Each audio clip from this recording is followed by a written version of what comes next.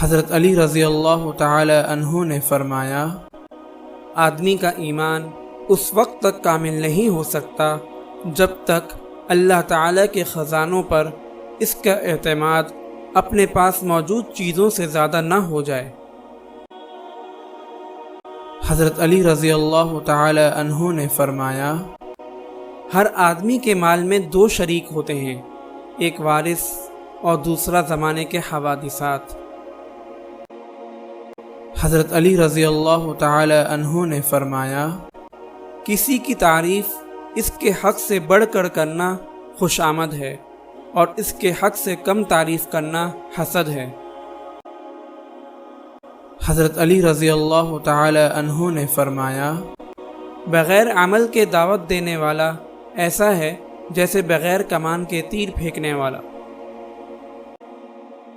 حضرت علی رضی اللہ تعالی عنہ نے فرمایا، کسی کی زبان سے برائی کا کوئی کلمہ نکلے تو اس کے بارے میں اس وقت تک بدگمانی نہ کرو جب تک اس کی بات میں بھلائی کا شبہ موجود ہو۔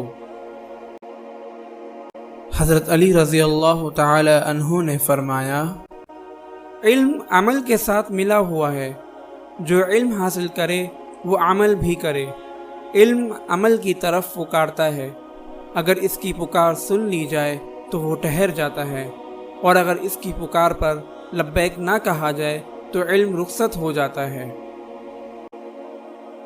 حضرت علی رضی اللہ تعالی عنہ نے فرمایا، تنہائیوں میں گناہ کرنے سے بچو، کیونکہ جو تمہیں دیکھ رہا ہے فیصلہ اسی نے کرنا ہے۔ حضرت علی رضی اللہ تعالی عنہ نے فرمایا، کنجوسی تمام خرابیوں کو جمع کرنے والی ہے۔ یہ ایک لگام ہے جس کے ذریعے انسان کو تمام خرابیوں کی طرف لے جایا جا سکتا ہے۔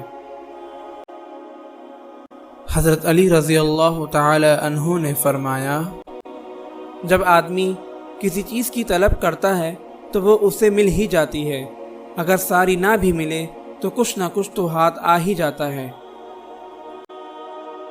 حضرت علی رضی اللہ تعالی عنہ نے فرمایا، وہ خیر کوئی خیر نہیں جس کے بعد جہنم ہے، اور وہ شر کوئی شر نہیں جس کے بعد جنت ہے۔ دنیا کی ہر نعمت جنت کے مقابلے میں حقیر ہے، اور دنیا کی ہر مصیبت جہنم کی مصیبتوں کے مقابلے میں عافیت ہے۔